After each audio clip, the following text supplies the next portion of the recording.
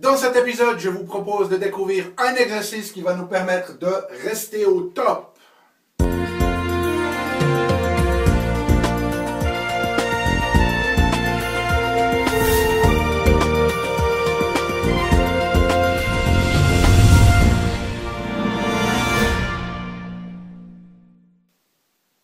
Parce que la vie est bien trop magique pour être petite et que nous avons tous besoin d'une prescription pour vivre une grande vie et faire que nos rêves dévorent notre vie. Bienvenue à un nouvel épisode d'une grande vie. Je suis le Dr Yannick Pauly et comme d'habitude dans ces épisodes, je vais partager avec vous des solutions pragmatiques, efficaces que vous pouvez mettre en place immédiatement pour nous permettre de grandir notre conscience, qu'elle soit d'ordre physique, qu'elle soit émotionnelle, qu'elle soit psychologique ou qu'elle soit spirituelle, parce que c'est cette conscience, cette pleine conscience qui est à la base de notre évolution personnelle et d'une vie comblée. Alors aujourd'hui, je vais partager avec vous un exercice pour pouvoir rester au top.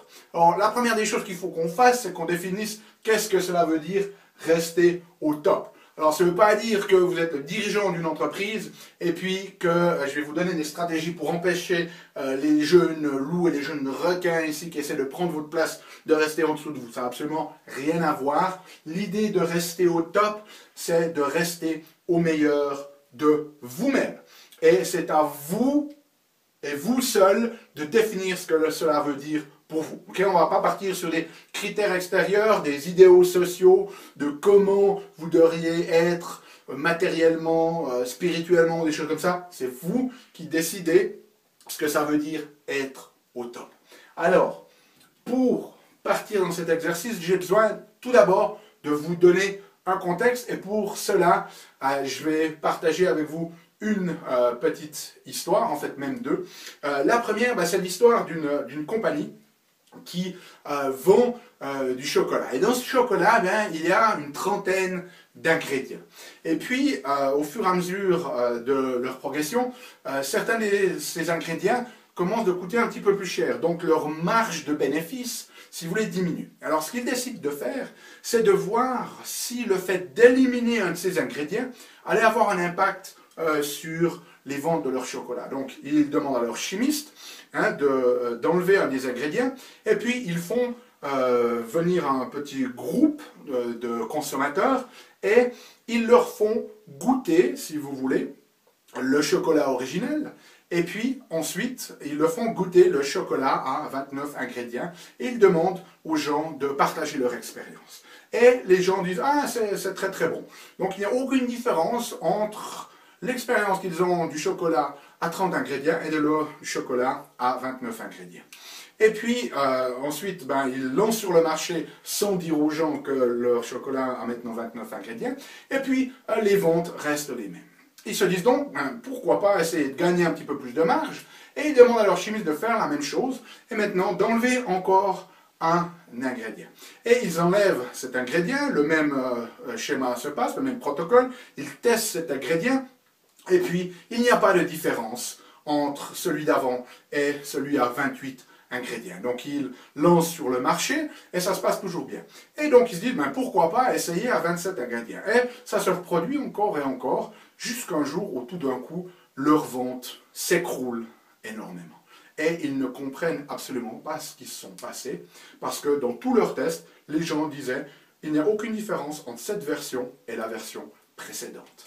Et le problème qui s'est passé, c'est qu'à chaque fois qu'ils ont fait leur test, ils ont comparé la version d'avant. Donc ils ont comparé la version à 30 ingrédients avec celle de 29, et ensuite celle de 29 à celle de 28, et ensuite celle de 28 à celle de 27, et ensuite celle de 27 à celle de 26. Et à chaque fois, les consommateurs ont dit qu'ils ne ressentaient pas de différence. Le problème, c'est qu'ils ont oublié de comparer cette version-là à celle-ci. Et au bout d'un moment, l'écart était tellement grand que les gens n'ont plus aimé le chocolat, donc ils ont arrêté de l'acheter. Alors pourquoi je vous raconte cette histoire? C'est pour nous dire que dans notre vie, on a souvent une dégradation de ce que ça veut dire être au top. Alors je vais prendre un exemple extrême, peut-être qu'à 20 ans vous arriviez à mettre les deux mains par terre, et puis à 30 ans vous arrivez à peine à toucher vos chevilles. Et puis à 40 ans, quand vous penchez en avant, vous arrivez à peine à toucher vos genoux. Et puis à 50 ans, vous n'arrivez même plus à lever la jambe et puis mettre une chaussette sans devoir vous asseoir. Et ça me fait penser un petit peu à cette histoire. C'est l'autre que je voulais vous raconter. Et je m'excuse pour mes amis qui sont défenseurs de la cause animale. Mais c'est cette notion de la grenouille que l'on fait cuire. Okay? Alors, je n'ai jamais essayé, je ne sais pas si c'est vrai. En tout cas, c'est une bonne métaphore qui m'aide pour essayer de vous faire passer ce message ici. On dit que si on prend une grenouille et qu'on la met dans de l'eau bouillante pour la faire cuire, au moment où elle arrive sur l'eau bouillante, le contraste est tel qu'elle va s'échapper de la casserole.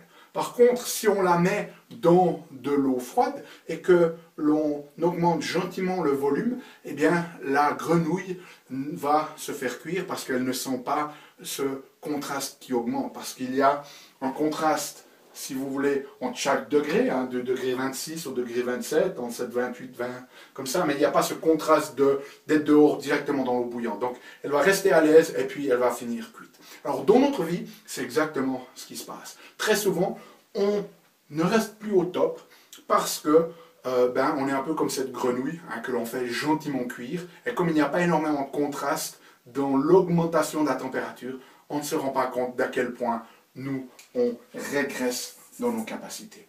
Et pour éviter cela, ce que je vais vous proposer, c'est l'exercice ou une nouvelle habitude à développer qu'on appelle les points seuil. Okay. Et ces points seuil, ce sont des éléments, des niveaux de contrôle, si vous voulez, qui vont nous permettre de voir si on est en train de rester au top ou si l'on est gentiment en train de devenir de moins en moins bon par rapport à la définition qu'on se fait de nous-mêmes. Okay? Donc ces points seuil, ce sont, si vous voulez, des éléments de contrôle qui vont nous permettre de voir où on en est. Et à chaque point seuil, on va aussi développer une action spécifique.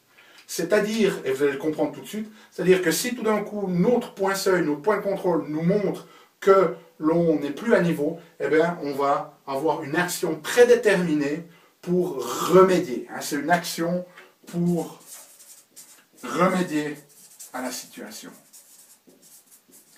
Alors ces points seuil, vous pouvez en définir différents. Par exemple, un point seuil pourrait être votre poids. Donc mettons que votre point seuil, c'est 70 kg.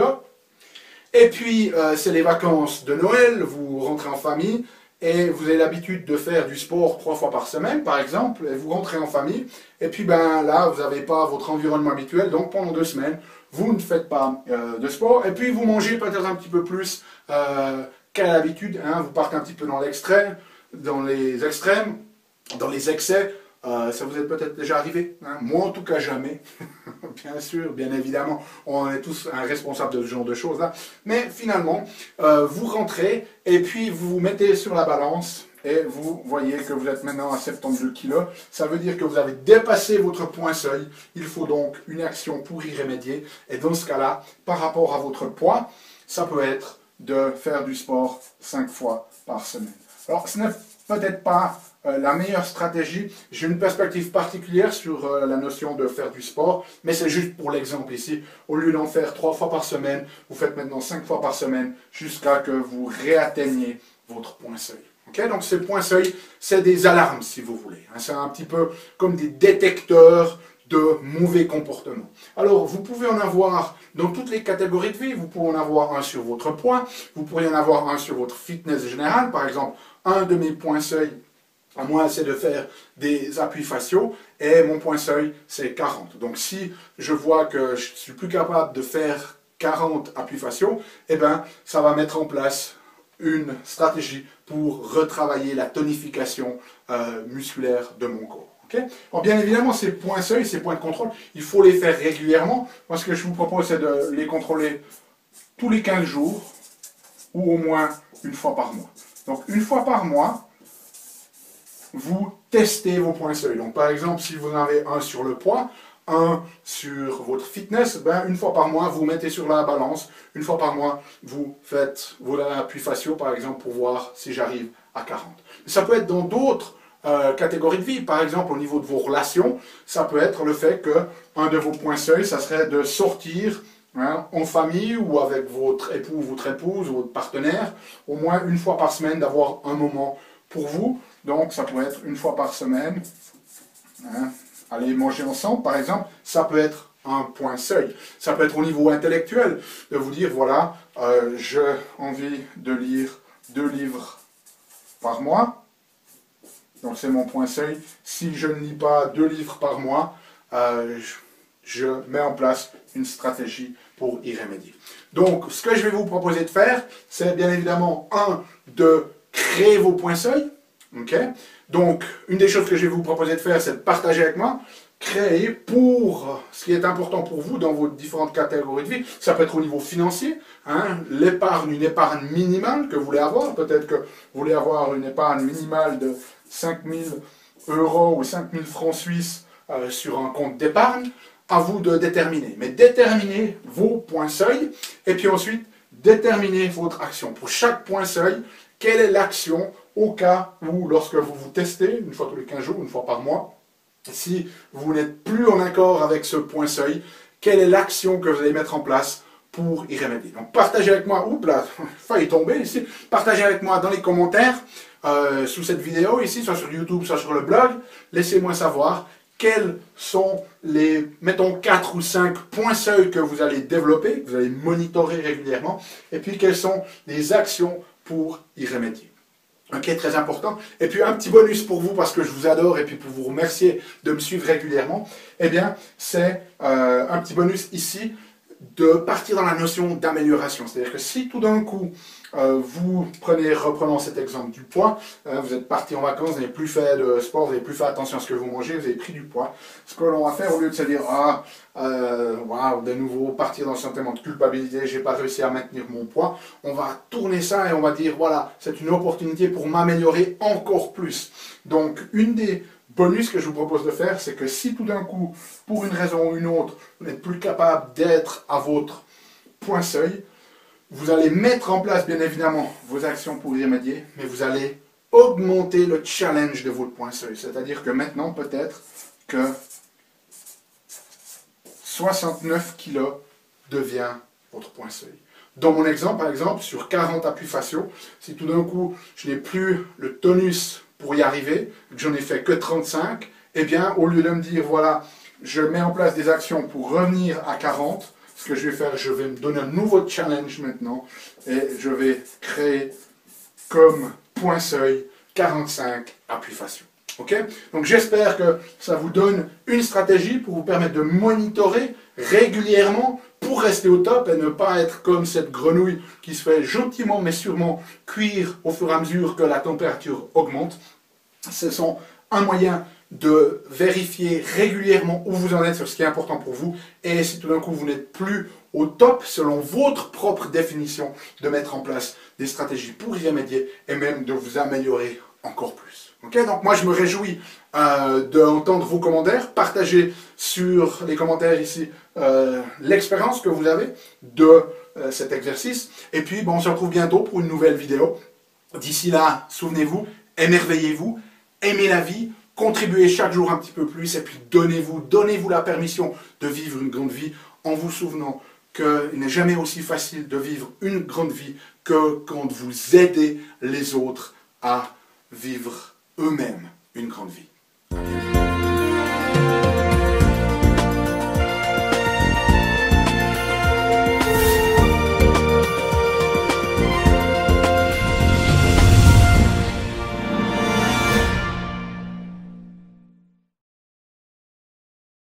Salut, c'est Yannick. Alors, t'as aimé cet épisode? Sais-tu que tu peux rester connecté et même approfondir le sujet en faisant 3 choses?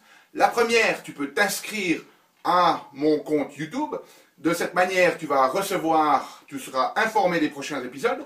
La deuxième chose que tu peux faire, c'est approfondir le sujet grâce à ce DVD, les 7 clés d'une grande vie. Il est complètement gratuit. C'est le DVD d'un atelier que j'ai fait de 2 heures environ qui explique les bases de la méthodologie et qui vous donne des exercices pratiques dans la méthodologie une grande vie. Donc il est gratuit, tout ce que tu as à faire c'est cliquer sur le lien. Et troisième chose, eh bien, je t'invite à me rejoindre sur mon blog où tu trouveras la transcription de cet épisode et aussi où tu peux t'inscrire, laisser ton email afin que je puisse t'envoyer les prochains épisodes. Donc tout ce que tu as à faire, c'est à cliquer en choisissant sur le menu qui apparaît sur cette vidéo. Donc clique le lien qui te convient, clique les trois si tu veux. Et puis surtout, moi, je t'invite vraiment à recevoir ce DVD puisqu'il est gratuit. À bientôt.